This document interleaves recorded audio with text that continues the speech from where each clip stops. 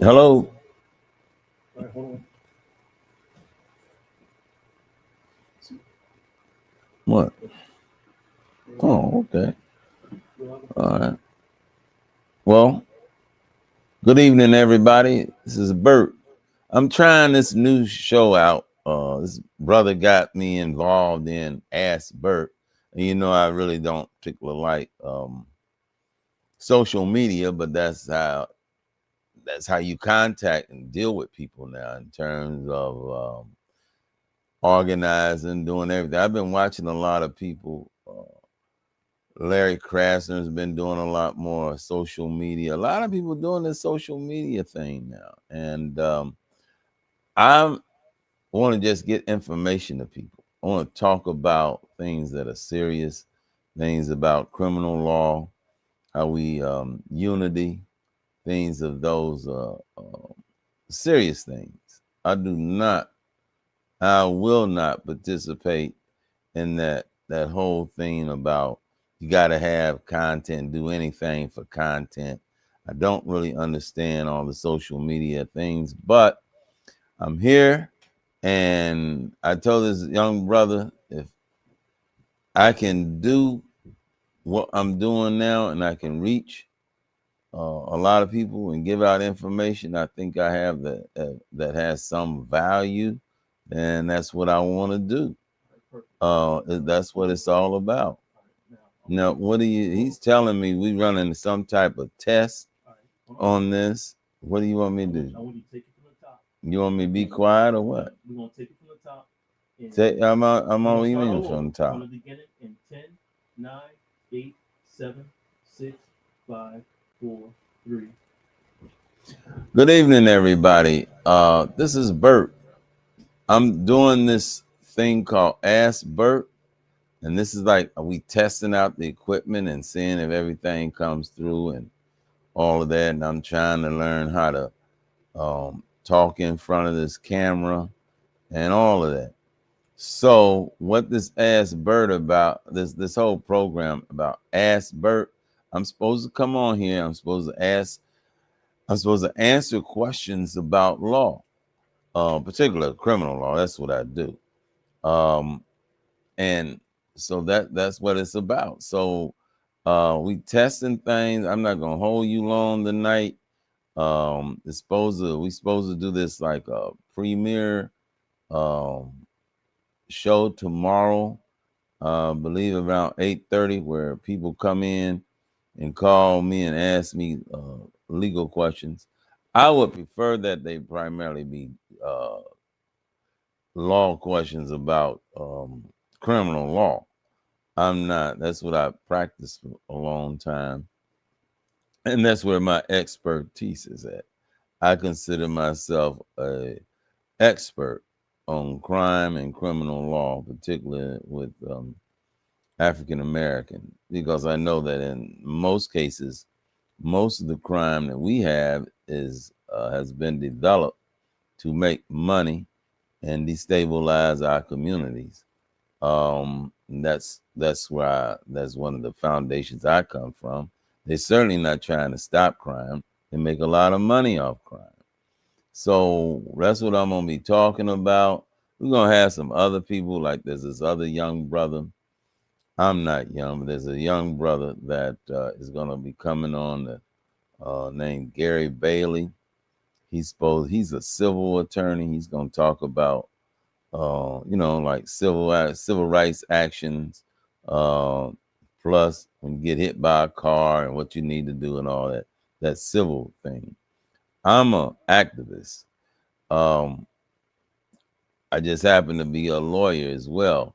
I was an activist, and then somebody said you can make a few dollars being an activist and practicing law. So I'm here now, and I'm about done with that. About this whole criminal thing. I'm about ready to stop doing it. But in the meantime, I have a lot of knowledge. I want to share it with everybody, and that's where we at. So what I'm going to talk about now is something that somebody sent me, and it's about they got these cameras out here. that now, they got facial recognition. They use it almost on a lot of apps where you just show your face. They got these license plate readers. They got gunshot things in the community where a gunshot goes off and immediately sends the police to that area, because a lot of times people won't call the police, but now they got these gunshot readers that just automatically call the police and have the police go. And now lately, and this is where I read, somebody sent me one of those, how y'all send people things and what, text it to you. Somebody texted me where the technology shows that they got these cameras now that can literally detect the gun. Well, I know they were developing it, but this thing here, this new camera looks like it actually X-rays and you can see the gun print. Uh, if you got a gun on you, it actually shows a gun um, on your body. So all of this stuff is designed. This is a gun crazed country. We love guns. Guns have been uh, for the European has been a very good tool for the millions of oppressed people that have been oppressed by Europeans of all the way back 8,000 years, whenever they invented this gun. You know, the Chinese actually invented the gunpowder, or the powder that would explode. Europeans defined it, they put technology to it, then invented this gun, and have ruled the planet ever since. Well, they're losing power now because the world is changing, and China is now a major power and so forth. But this whole gun thing about what I really dislike, I was in gun court today. We got in Philadelphia, you got this thing called gun court. And gun court revolves around, every time somebody gets arrested with a gun, they send it to courtroom 503. This is in Philadelphia. I know I'm supposed to be talking. I don't know how far this thing is going to be reaching. I don't know, but I know in Philadelphia, and I'm going to talk more or less about the Philadelphia experience. And I guess when other people get involved, they'll call me about other gun laws and other questions about guns from across the country. Well, in Philadelphia, they have this thing called gun court, where when people get arrested for a gun, they send all the cases to this one courtroom.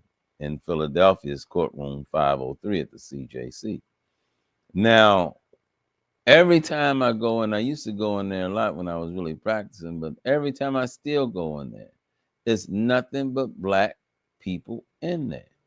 It's like there's nobody else in this city carries a gun except us. So we know that it is being used. I know gun laws are being used to lock up black men. I'm not talking about, well, that's your theory. No, I'm talking about reality. I'm talking about when you walk in that courtroom, you don't see anything but black men, particularly young black men. And the reason they're there is because the arrangement is we're going to put black people in jail. We got to keep this whole prison thing going. Like the prison industrial complex is real. They make a lot of money off of having us in jail, and they use guns as one of the excuses, talking about we're trying to get guns off the street. Oh, it's a danger. No, you're not. They're not trying. You know how many guns in the Philadelphia area? At least a couple million, and they arrest what, 6, 7, 8,000 people a year, uh, allegedly for having a gun illegally. How is that going to rid a community when there's 2 million guns in a community? Probably 500,000 illegal guns, unless with people then scratched off the serial number that you're not supposed to be able to do that. But we got all these gun laws. Also, I don't know why they arrest so many people when the state of Pennsylvania is an open carry state. So You can have a gun. You're just not supposed legally. You can walk around with your gun. It's open carry state. So even what they do though, they use this excuse. We're trying to get these illegal. No, no, that's just an excuse to lock us up. So during this whole show, we're gonna talk more about that. But let me go back to room 503. Let me show you how this thing works. Let me tell you a little bit about it.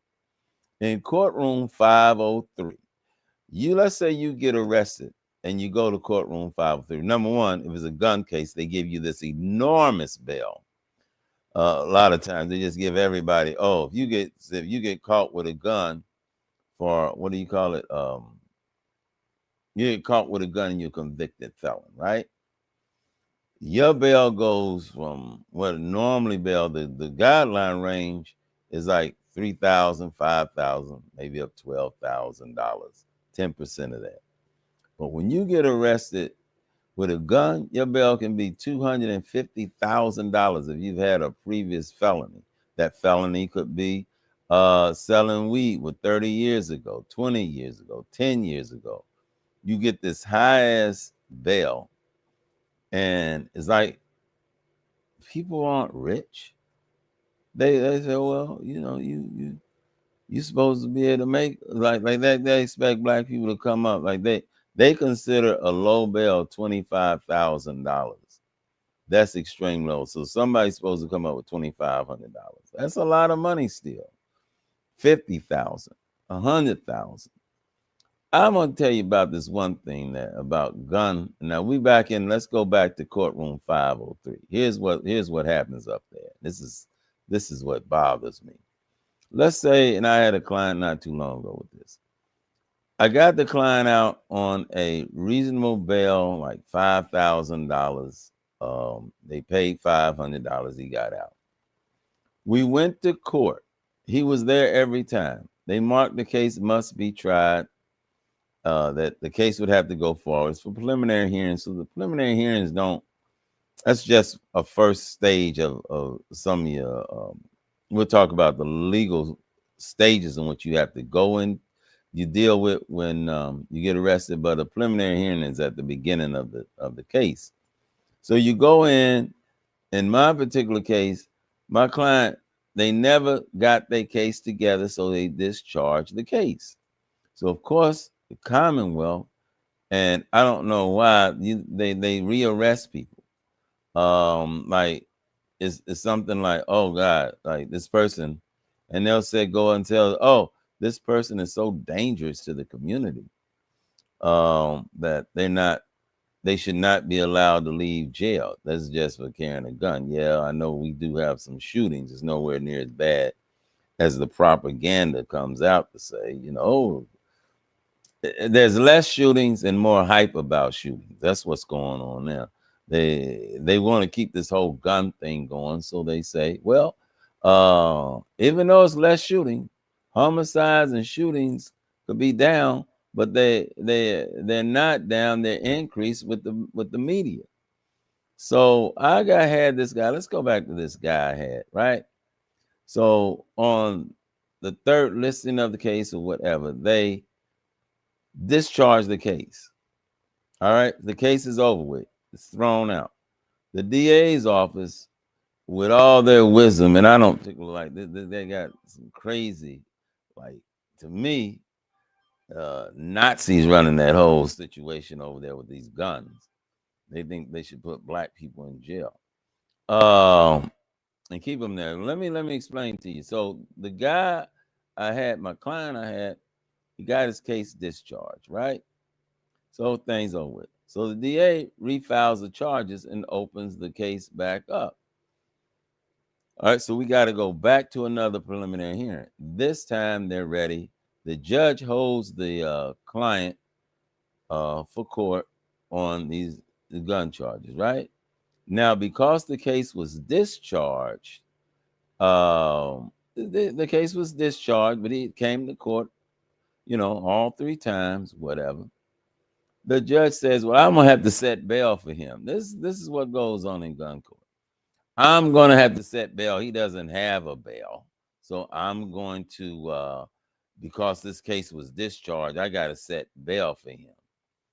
The judge sets his bail at like something like $150,000, where it was 5,000, and they lock the man and lock him up in the courtroom. Why would you do that? The man has been to court every time he was supposed to be there. They wasn't ready, but he was there, came to court. So why would you need to take him off the street and put him in jail? And giving him 100,000 or 100,000 plus bail. And I said, well, what is going on? It makes you think, well, are they actually trying to serve justice here? If you have just, if a man comes to court, he doesn't bench warrant, he's there. Why do you need to increase his bail? You know why? Because they want us in jail. That's why. That's why they do this. They want them in jail. They want the high bails, and then they talk about the gun violence. They hype all that up. This whole gun thing is going to be a real. It's always been a problem. The fact that we've been allowed to have guns ever since we've been allowed to have guns. You know, they when they first had the Constitution, people weren't allowed to have. We as black people, particularly black men, were not allowed to possess guns. But as time went by and you stopped being slaves. That's something else I want to tell y'all. The reason that they have the Second Amendment was two things. The Second Amendment, which says you have the right to possess, that the history behind that, at least the books I've read, is that they wanted people, well, obviously they wanted to protect America from foreign invaders and so forth. But one of the main reasons too is that they wanted to protect the slave owner from a slave rebellion. So therefore they said we need an amendment to make sure everybody in this country can have a gun to protect themselves from that black savage, the black man. So this whole gun thing has always been a, a thing with white folks about how would I say, black people have black men having guns. I remember years ago they used to talk about, oh, if you got caught with drugs and a gun, that was like automatic jail time. Oh, if you get convicted, you got a gun and drugs. Oh, and they're not trying to stop neither one. But my thing here today, and I'm supposed to talk about guns and criminal law and all of that. I'm just talking about guns. I'm practicing. I'm getting ready for the other show to start, the drop, or whenever we gonna do this Ask Bert. Supposed to start tomorrow. I'm supposed to talk about other things other than guns, obviously, because there's a lot to criminal law outside of having a gun. I just picked gun because my producer said, we need to talk about anything. I said, what bothers me is guns. That's I was in gun court earlier today. Now, I don't know what's going on here. He had to. Oh, you got somebody with a question. Okay. Um, Hello, hello, how are you? I'm doing fine. My name is Shakila Fuller, and I'm from Dallas, Texas. Okay. And my question is, what would you consider the what to do when you're arrested? Like some people say, wait until you go through arraignment, or like how would you suggest? Well, the first thing you want to do is keep your mouth shut. If they Okay, ask you any questions, you don't have to answer nothing. You say, "I need me a lawyer." That's the first thing you do. You don't want to. You don't want to. Even if they say, I don't care what they say. They say, "Well, we got you on camera. We saw you do something." You say, "I'm not." Okay, good. Then I'm not saying that's me. Like they'll ask you, "Is this you on that camera?" You don't sit there and say, "Yeah, I guess that." No, you keep your mouth shut. That's the first thing you want to do is not right, is not say anything about your charge. You're entitled. You got to give them your age, address, basic information. But when they start talking to you about your what's going on with the crime they allegedly saw you do, you don't say anything. Then that's the first thing. Keep your mouth shut. The second thing is that ask them, can I have a lawyer? because there's this case called, I believe, Gideon versus Rain. Gideon, some I can't remember. I've been out of law school for a long time, but there's a case that said if you're facing a charge where you could go to jail, you have to have a lawyer. You're supposed to have a lawyer. So the second thing I would ask them, can you get me a lawyer? And you don't even have to have any money. You just say, I want a lawyer. And eventually they'll have to give you one. That's the second thing you want to do. The Okay. third thing you want to do is, and that's, I always think it's good to let somebody in the family know, and then you want them to help you out, get to your arraignment. You sound like you're a pretty smart person. You've been dealing because you knew about arraignment, so I know you know something about the law. The next thing you want to do is try to get somebody to be there at your arraignment. Find out where it is, and try to keep your bail low. Because the primary thing you want to do is get out of jail and fight the charges while you're out of jail. Those are the top three things. That's what I would say.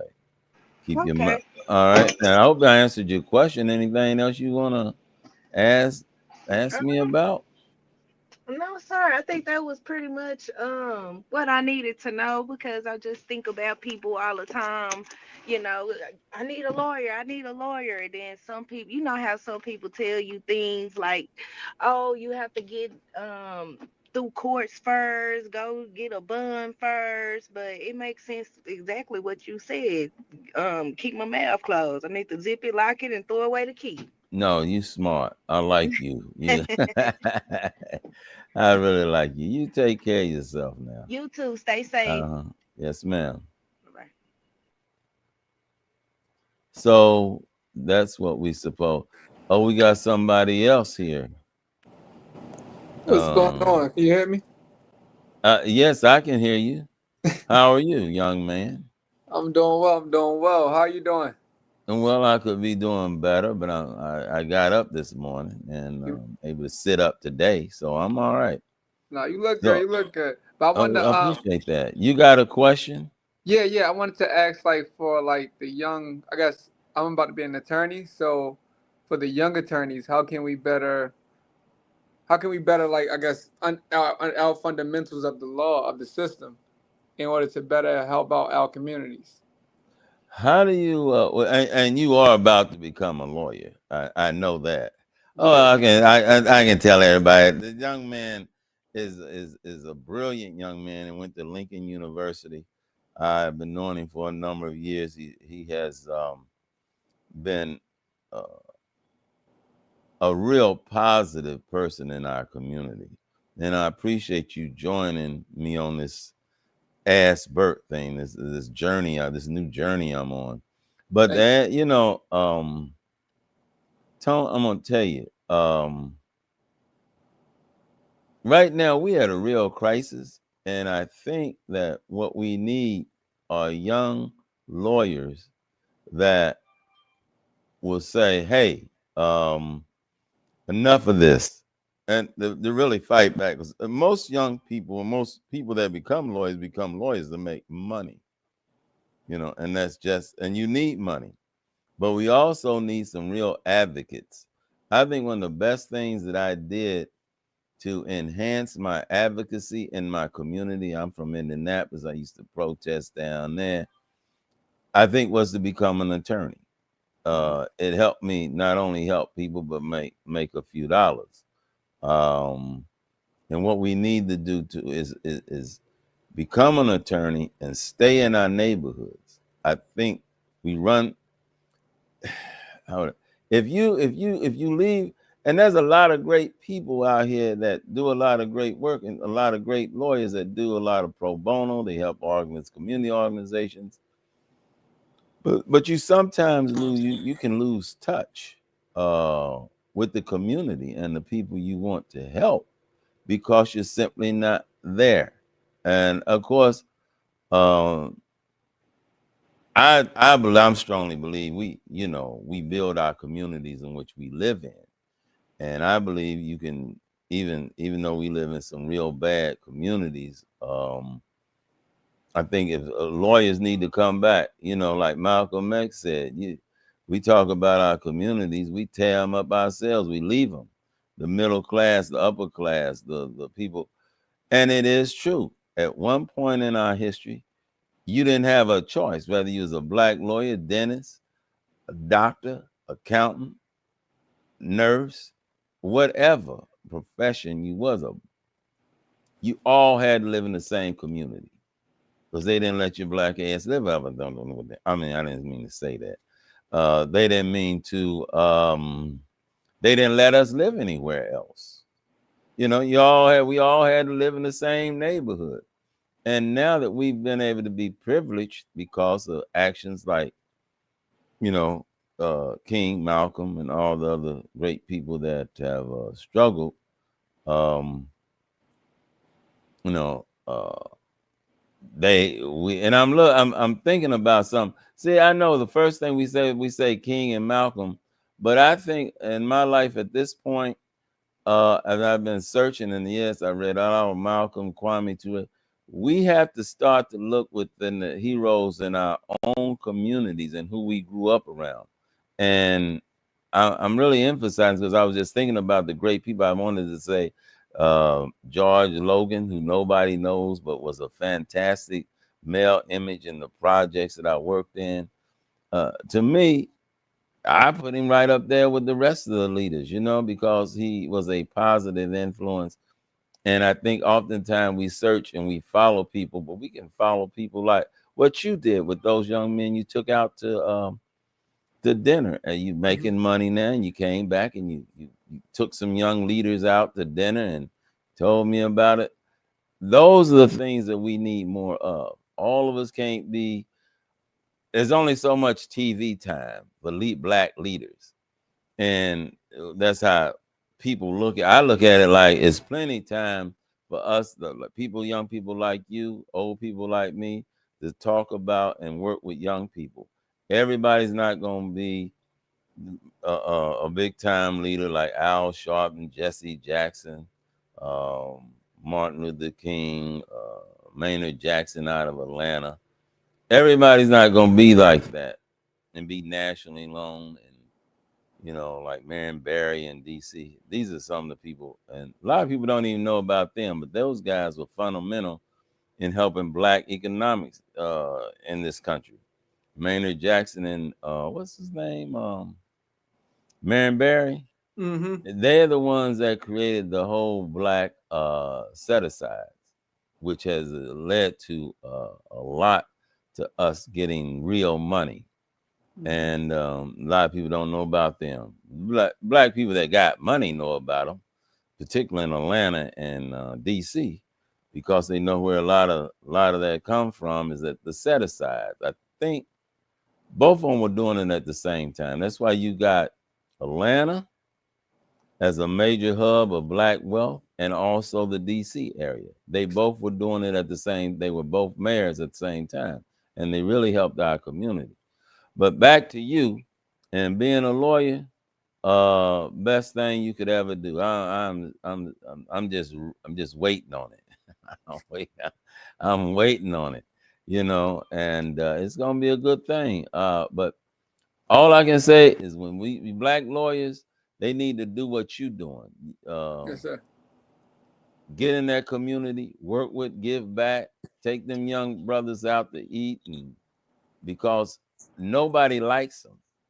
You know, no, we don't like our young people a lot of times, and a lot of they almost have to join a community group to be and be around, surrounded by people that even talk to them. Have you noticed? I want to ask you a question. Uh-huh. Why don't young people and you talk to someone? Why don't they even want to meet new people? They act like they scared of each other. Why? I think today's generation is a little bit different than my generation. And I think it's more so of like you have the social media and you have the phone, whereas my generation, we were outside. We were like the medium outside before the internet. So you can meet a lot of people online through the gaming systems, through Instagram, to TikTok. And it's not that they don't necessarily want to meet new people. It's just that they're so comfortable meet new people online. But when you start to talk to them and they kind of come out their shell, they're no different than any of the people that you grew up with, you know. But I think because their generation is so focused on meeting people online and building up their own avatar online, is a little bit more different. It's a lot different actually, but it's more different to less different to them when they're meeting people, excluding school and other forms of social gatherings that they're used to. Okay. Now, and you deal with bright young people. Yeah, How do you reach these what they call, and I didn't even know until a month or so ago. I didn't know what YNs were. yeah. How do you deal with the YNs? Man, they not. I mean, that's a bad. To me, it's a bad term. It sounds cool, but that's not.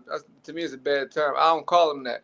But just be Uh, yourself. It's like, I've known you for well over a decade. You know, you're like my uncle, and then but also you're one of my greatest mentors.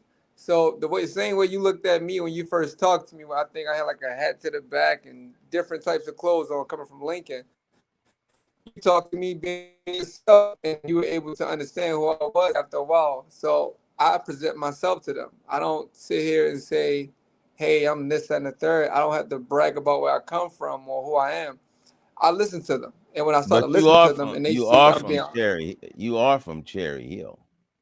yeah, I'm from Baltimore, Maryland. I'm from Cherry Hill. I'm from there, like outside the whole night. We're well known, but Mm, I don't go about a prime example. The Lincoln situation that happened. I was at Lincoln. This is the true right. story. I was with my girlfriend, and we never where we were positioned. We didn't hear any gunshots, and we were literally around that area, but we didn't hear any gunshots. But some kids, I won't say little kids, but they were freshmen at Lincoln. They ran towards our side. So we, like I said, we didn't hear anything. So we're like, why are y'all running? And he said, man, somebody's shooting. We said, well, did y'all hear anybody shooting? The kid, all three of the guys, they said, no, we didn't see anything. Or did we hear anything? I said, but y'all running. He said, yeah. He said, so the little boy, he had like grills in his mouth. He had like his hair plaited, and he was like, let me stop calling him a little boy, the young man. He was like, Mm-hmm. man, it could be dangerous. You gotta just run just in case. I'm like, all right, still be careful, you know. And he was like, man, where you from? I said, where you from, young man? Because how he started talking. And he said, I'm from Baltimore. That's exactly what he said. He said, no, I'm from Baltimore. You know, we gotta run. I said, for real? So I started to play a little dumb. I said, man, for real, what part of Baltimore?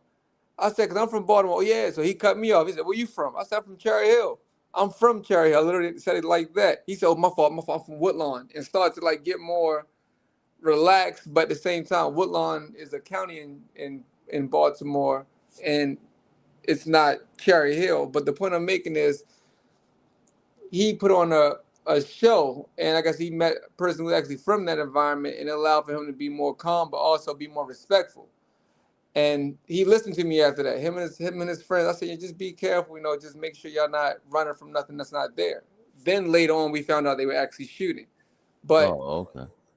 the point I'm making is that when you're yourself, you don't have to much like you, Mr. Elmo, you don't have to present yourself to be something that you're not.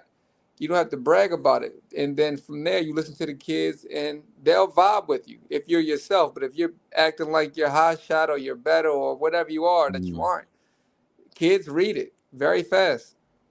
Oh, okay. Now let me. This is a ask Bert. Lloyd. What do you think should happen to the young men that got arrested in that incident? I only saw one. I only saw one of the young men being arrested in the situation, and there were a lot of people out there. So I think, and I know he had a gun on the one that I'm familiar with. I don't know. The guy had a gun on him, and I think he said something about it being his mother's. But if it's obviously if he took a life, you karma, you gotta deal with that. I think he shot a few people and took a life. So that's not an environment where you should be even thinking about having guns. That's not the hood. That's a place where people actually go to get education and actually feel free and relaxed to be themselves outside their environments, their natural environment. So I would say um, be charged to an extent, for him to learn from. It's kind of hard for me to actually say that, but I would have to say, man, you have to, whoever the person was who did it, because I don't know if the person who they arrested was the one, but if it really was them, then I would have them be charged like anybody else. That's not something I actually agree with all the time, but just being directly in that environment and seeing how fun it was, but then also seeing some elements of similar to an environment that I grew up in, it's like this doesn't belong here, you know. And so I would definitely say something to where as the young man can understand himself, understand the repercussions, the consequences and repercussions of his own actions to learn from. Do you think he should get 20 years? 20 years, with I can't say he took a life, so he shot a few people, took a life. 20 years, to be honest, Light to you? it is light. It is very light because Okay. it is very light. So I would have to say I don't know what he should get, to be honest, but I think he should be comfortable enough to whatever time they give him to accept his consequences. Oh, okay. Well, listen here, Tom. I want you to stay. I want you to stay around because Okay. we got this other guy coming in that's a lawyer, I believe. This guy named Gary Bailey is hmm supposed to be joining us on this. See, all this is new to me. I'm not. Gary Bailey. Is that that's the legendary lawyer? Bill? No, not F. Lee Bailey. He died finally. No, no, I know F. Lee Bailey. I know F. uh, Lee. I'm thinking about the black um prosecutor in that OJ case. are you talking about I can't think of his name. I thought it was uh Gary Bailey. no, it was you're talking about the guy that and I know his name. Yeah, I I just can't saw a remember. Oh, podcast. come on now, Tom. You the O.J. Simpson Johnny case. Cochran. I was just Johnny I Cochran, my producer, Johnny Cochran. You talking about Johnny no, Cochran? no, no, not Johnny Cochran, the prosecutor. Oh well, here we got the big. Now, do you see? Can you tell? So, so, We so getting this first of together. all, Bert. First of all, Bert, don't correct the young man. I am a legend here in Philly, at least. Oh God. Secondly, Okay. Oh, it here we go. it was F. Lee Bailey. He's passed away, Hmm. and Johnny Cochran. And if you're talking about another black guy, it's the one that inherited No, I'm not. Cochran's No, firm. I'm not talking about the Dream I Team. think he talking about No, I'm not. Dark, we talking about Dark Christopher Darden on the prosecution?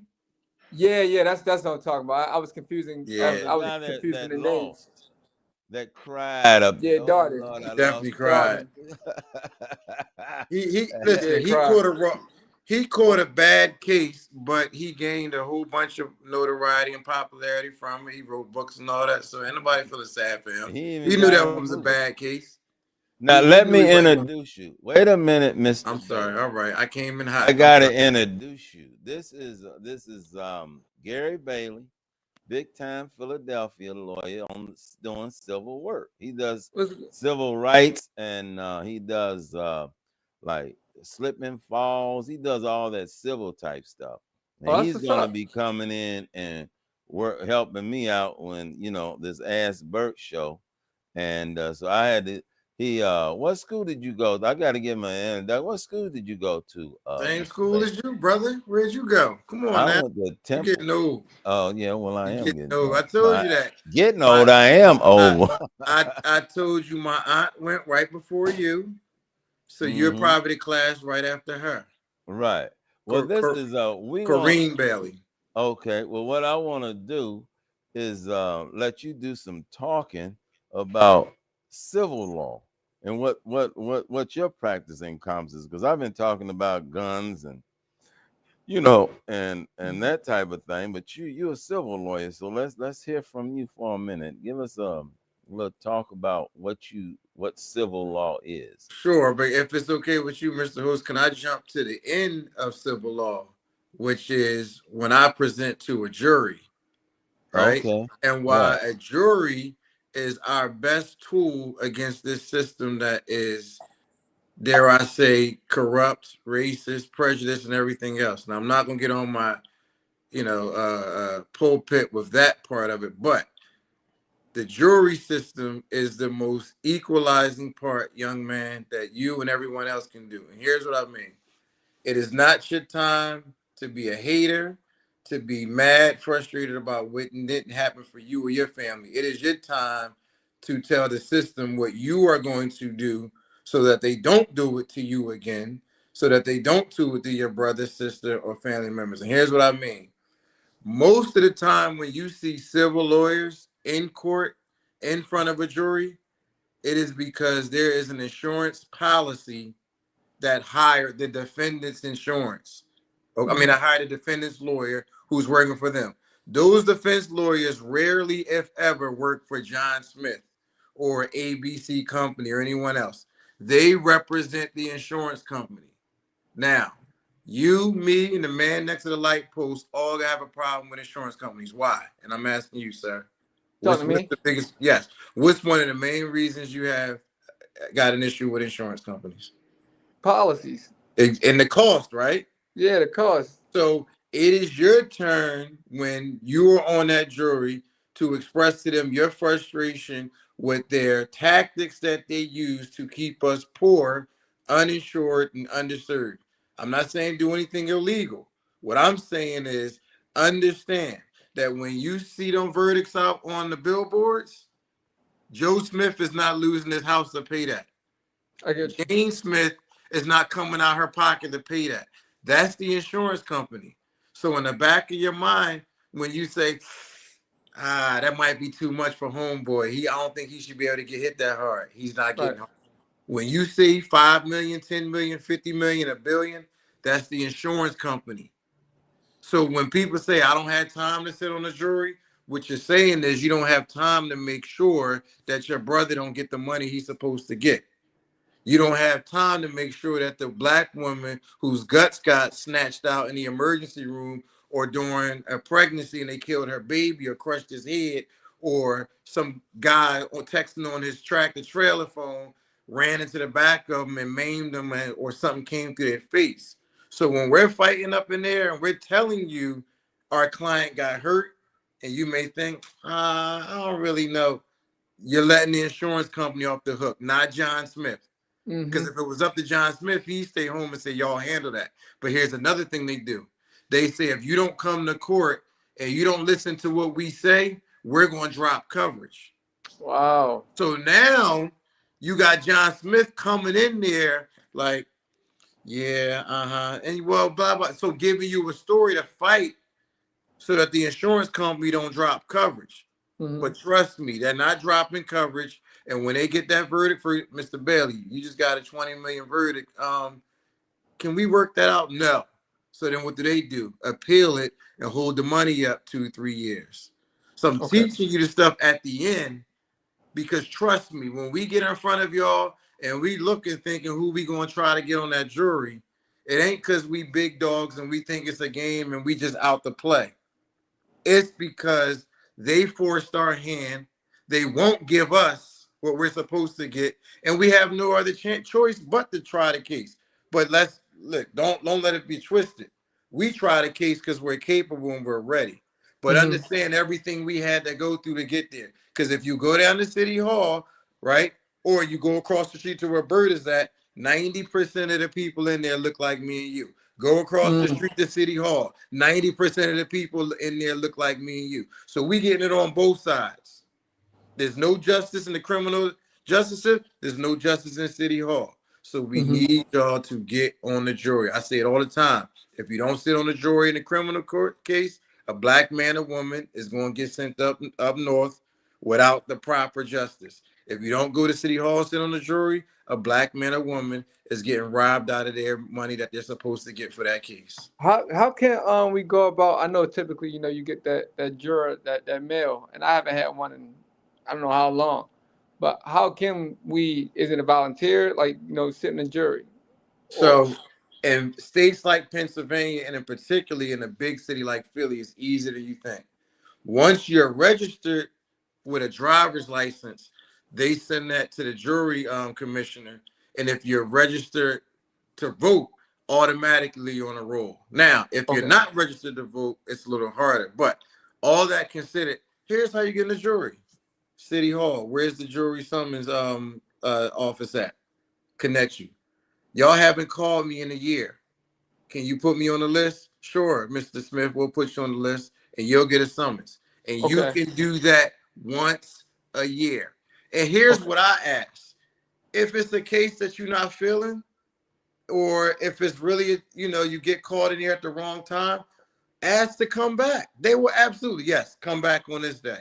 Second thing is if you get in there and you like not really feeling it, don't get yourself kicked off, because the person that don't want you on there will do the kicking off for you. Okay. When it's a pool of 40 people and 8 of them are black, trust me, they figuring out how to get 6 of them off, not us.